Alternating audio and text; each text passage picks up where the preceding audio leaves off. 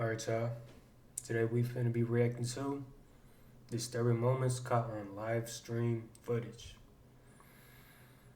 Hopefully that doesn't happen to me, because I'll be live streaming too though. So, anyways, let's get to it.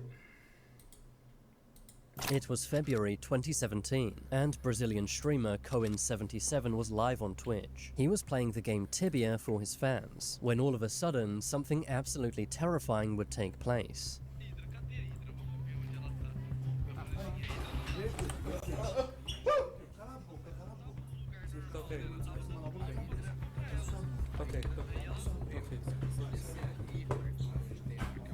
Out of nowhere, two armed men appeared behind Cohen. The streamer lets out a scared gasp, but manages to remain calm, before being walked off camera by the two men. Viewers in the live chat were stunned, with many thinking this was a set-up prank. Unfortunately for Cohen, this was totally real. After the two men walked him off camera, they searched his entire house. Before the stream cuts off, one of the two men wearing a blue hoodie can be seen. However, the camera was too low to capture his face. After the stream cut out, Cohen's viewers were very scared, thinking the two men might have harmed him or his family. But the streamer later made a post on Facebook, saying that the men did not hurt him or his family, and instead just took their belongings and car. He also expressed his thanks for his viewers' support. It was a horrible and scary situation, but thankfully Cohen and his family made it out okay. It was December 2018. A Twitch streamer from Kansas City, Missouri named Tron1717 went live, but as soon as his stream began, his viewers were already concerned. He was sitting at the wheel of his car, struggling with his seatbelt and slurring his words. It didn't take long for viewers to realize Tron was clearly intoxicated. His viewers began begging him not to drive, but Tron ignored all of his viewers' concerns, leading to some viewers calling the police, fearing Tron may put himself or others in danger. For a moment, everything seems okay, until Tron lets out a scared gasp.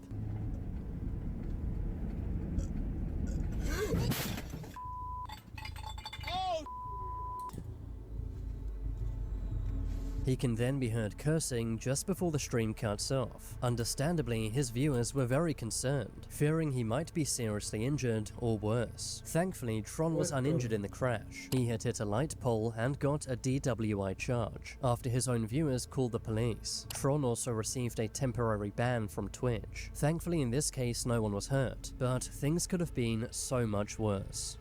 It was September 2018. One of the most popular Twitch streamers at the time, Dr. Disrespect, was playing Call of Duty, doing so in front of tens of thousands of fans. But as he was playing the first-person shooter, a shooter would target him in real life. As he was playing, he was startled by a series of loud noises, causing him to walk off camera. Oh, man! I'm just not finishing.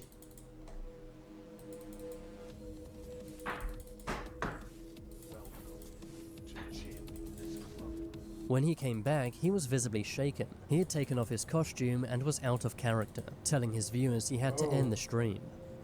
Ladies and gentlemen, I've got to end the broadcast right now. Someone shot at our house, broke the upstairs window.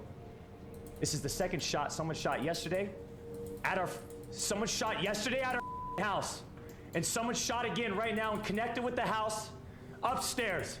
Right? You're driving by. Right? You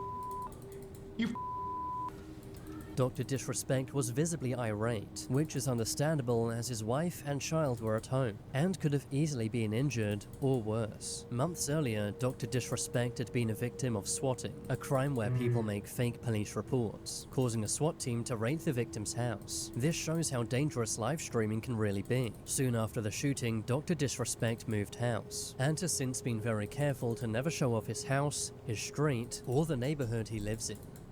It was December 2022. A YouTube streamer from Northern Ireland named VoteSaxon07, whose real name is Stephen McCullough, went live, playing the game GTA Vice City. The stream began at 6 PM, with Stephen staying live for about 6 hours until midnight. What more could you want for Christmas other than an evening with your old pal Stephen?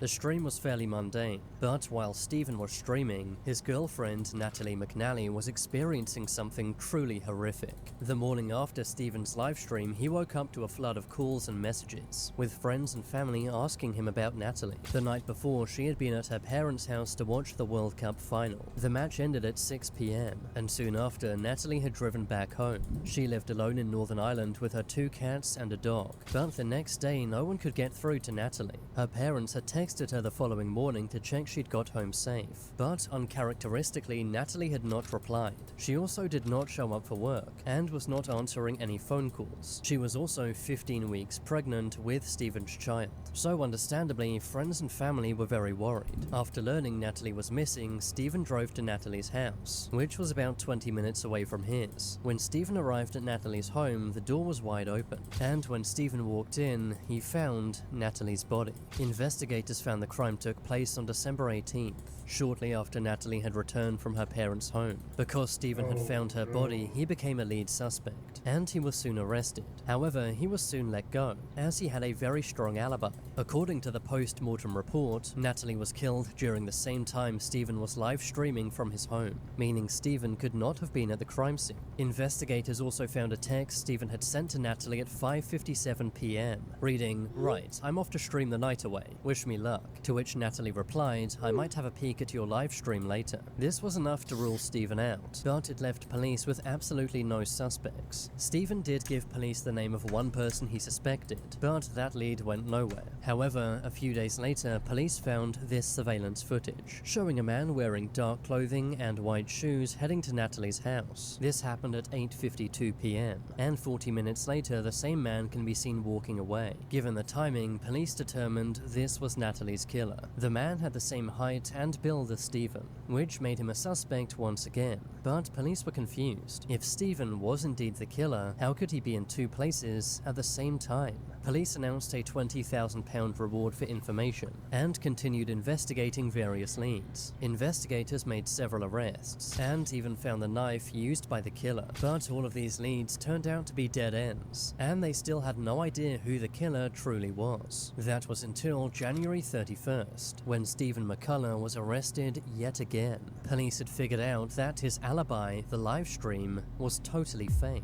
While it did go out as a live stream, the entire thing had been pre-recorded. Police found the original recording on Stephen's computer, which had been made on the 14th of December, 4 days before the crime. A taxi driver had also come forward, who said he picked up someone who looked like Stephen near the scene, picking them up at 9:30 p.m, and then dropping them off at Stephen's house, with the passenger even entering Stephen's home. All this evidence pointed to Stephen being the one behind the killing. The live stream also proved the crime was premeditated. Watching Stephen's live stream back, you can find various ominous clues. The stream was titled The Violent Night Christmas Live Gaming Stream. At the beginning of the live stream, Stephen said he was having technical issues, which he used as an excuse as to why he wouldn't be able to read the live chat. Well, because this streaming software is kind of up the left, it means I can't check the live chat, which is a real shame. So, by all means, talk amongst yourselves. Stephen also made sure to repeatedly mention what day it was. Hello to all on this glorious Sunday evening. He also sang about needing to kill someone in the game, which could be a hint about what he was going to do to Natalie. That's messed up, bro. I need to take her down. At one point in the stream, he even says Natalie's name, which he finds oddly amusing. That's what would happen in the real world. Abso-not-ly.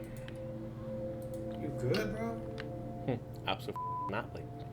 But the most egregious hint happens midway through the stream. While Stephen was taking a break, the movie poster for No Time to Die comes up on screen. Stephen claimed this was an accident, saying that he had dropped his controller, which had made the graphic come up. But since we now know the live stream was pre-recorded, this means Stephen edited this graphic in on purpose. The movie poster comes up at around 9:15 p.m, which is exactly when Stephen was at Natalie's house, meaning this was likely a disturbing hint. Stephen was likely so brazen because he thought he had the perfect alibi, and to be fair, he nearly did get away with it. The most eerie part is the text from Natalie, saying that she might watch the live stream, meaning that she might have been watching Stephen when he entered her home. Stephen has been charged with her murder, but years on, is still awaiting trial.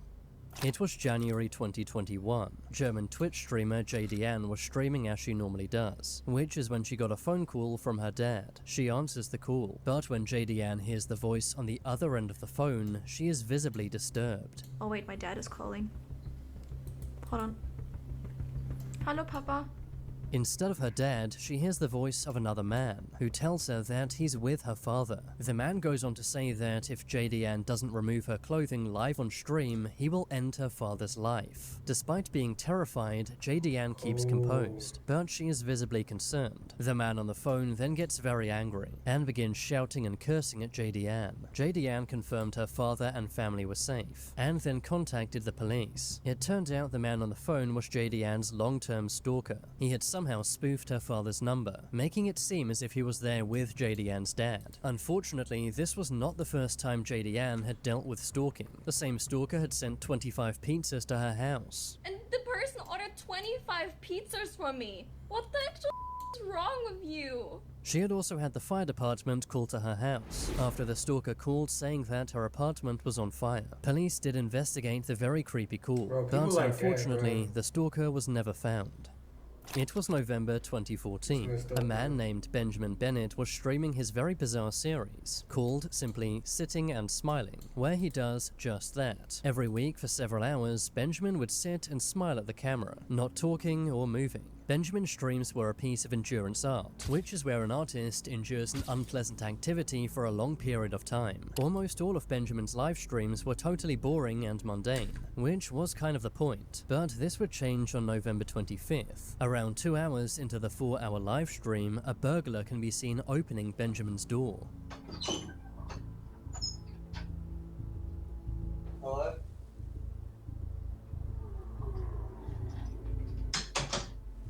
The burglar calls out, "Hello?" But after seeing Benjamin sitting there saying nothing, the burglar runs away, without stealing anything. During the incident, Benjamin does not move at all, which he continued to do for 2 hours after the burglar had left. Later, Benjamin explained he had heard the man coming into the house, but assumed it was his housemate. It's amazing he was able to maintain composure with a burglar in his room, not even turning around to check if he was in danger. That is true dedication to performance art.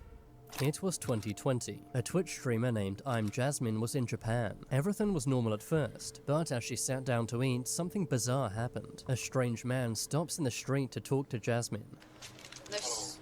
Hello. Hello. Hello. She tells the man she's on live stream and to please leave her alone, but that's when the man gets way too close. Thank you so much. Oh, hi. Hello. Hi. Oh my god, why are you touching me? No, go man, stop. I'm sorry. No. No, yeah, this is live stream. She tells the man to stop many times, but he totally ignores her. No, don't stop, man. Man, stop touching me, man. No. At this point, Jasmine decides to go home. Oh my god, man, I gotta go. Stop following me. Oh my god. I hate this guy.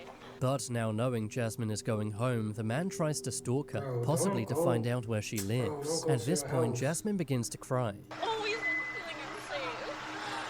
And I hate that because, like, I want to be able to, like, stream on myself and be okay. Not, like, leave and then 5 minutes later someone touches me weirdly, like, all the time. Thankfully, the stalker eventually leaves. A few days later, Jasmine posted a video talking about the incident, saying that at first she was laughing as a defense mechanism, when in reality she was shocked and scared. It's scary the man did this knowing he's being live streamed. It really makes you wonder what he might have done if there were no cameras at all. It was September 2021. Popular streamer Trainwrecks TV was streaming from his apartment. It was a pretty mundane think I've seen stream, this one. with him simply talking with his live viewers. But that's when something deeply unsettling takes place. A bright green light was shined into his apartment. I answer the call, he lets this beautiful streak out. T-Dub?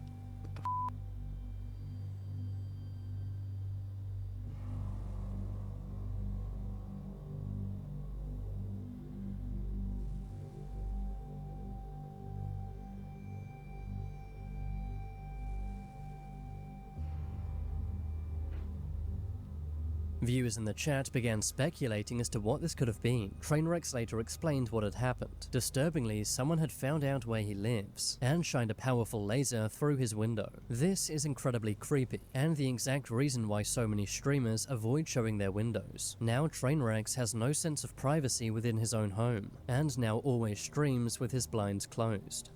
It was 2019. A streamer named Ellie Gatto is walking around the streets of Japan. But that's when Ellie and her friend notice a creepy man has been following them for some time. Let's go this way. Oh god. Oh god. This man And is to make right matters next worse, to her, the man bro. is holding a katana. Oh no, he's legit following us. Holy. Oh god. Oh god. Let's go find your husband. Let's go your husband. Let's go to your husband. They're visibly scared, but the man does not stop chasing them.